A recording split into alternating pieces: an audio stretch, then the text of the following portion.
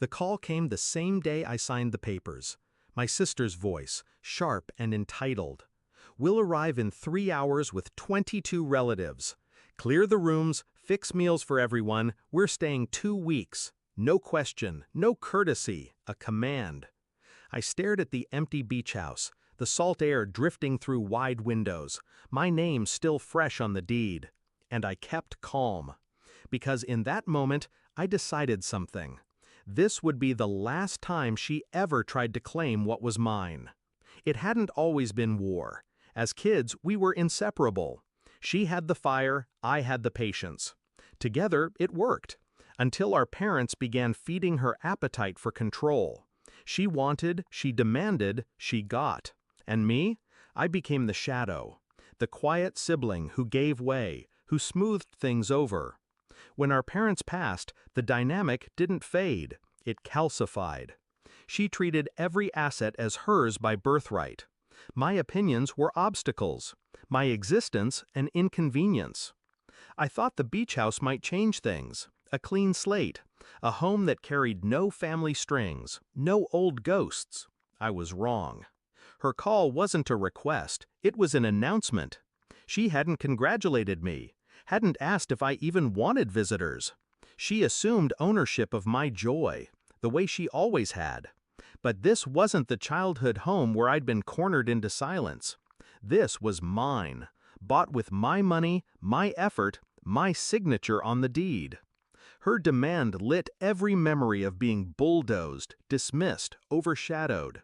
The sting was familiar, but my reaction wasn't. I didn't bend. I began to plan. 3 hours, that's what she gave me. Enough time. I walked through the house, room by room, calculating. If I confronted her head-on, it would become another screaming match. She'd twist it until I looked cruel for refusing family. No, I wanted precision, a clean cut, a lesson she'd never forget. So I made calls, not to her, to a local property manager, to a caterer, to a moving crew on standby. By the time her caravan pulled into the driveway, everything was set. They arrived in a storm. Cars lined the street, doors slammed, voices carried, laughter too loud for walls that had never held them. My sister marched up first, already barking orders about where to put luggage. I smiled, unmoved. "Don't unload," I said. "The house is booked." Confusion, then anger. "What are you talking about? We're staying here." "No," I said, voice even. "Guests arrived tonight. Paid guests." Her face twisted. Behind her, the relatives shifted uncomfortably, suitcases in hand.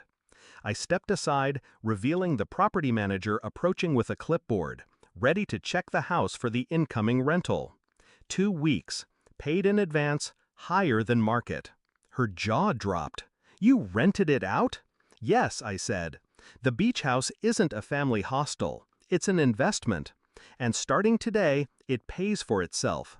She sputtered, tried to rally the crowd. "This is ridiculous! We're your family!" I let silence hang. Then I handed her an envelope. Inside, invoices, receipts of the trust money she'd siphoned years ago under my name. I'd done my homework. Her hands shook as she scanned the pages. I leaned in. "You've taken enough from me. The house is mine. And if you try to touch it, I'll make sure every cent you stole becomes public record." Her face drained of color. The others shifted back, suddenly aware this wasn't a vacation. It was a reckoning. She screamed, she cursed, but every word ricocheted off walls that weren't hers. The caterers arrived next, unloading trays of food, for paying tenants, not freeloading relatives. The moving crew carried in fresh linens. The property manager changed the lock code.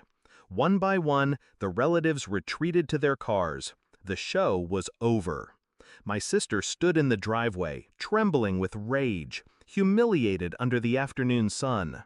"Fine," she spat. "You'll regret this." I stepped closer, calm, controlled. "No," I said. "This was the last time I let you mistake me for someone you can control. That part of me doesn't live here anymore. and I closed the door. That night, I sat on the deck, listening to waves crash against the shore. The house was quiet, mine in every sense. For the first time in years, I wasn't the sibling in the shadow. I wasn't the one left with scraps. I was the one who had drawn the line and enforced it. My sister thought she could storm in, plant her flag, and claim what I'd built. Instead, she walked away, stripped of her power, her audience, her illusion of control. And me? I stayed exactly where I belonged, on my own ground. The house was more than wood and glass. It was a declaration, a reminder that I was never the weak one. I was just waiting for the right moment to prove it.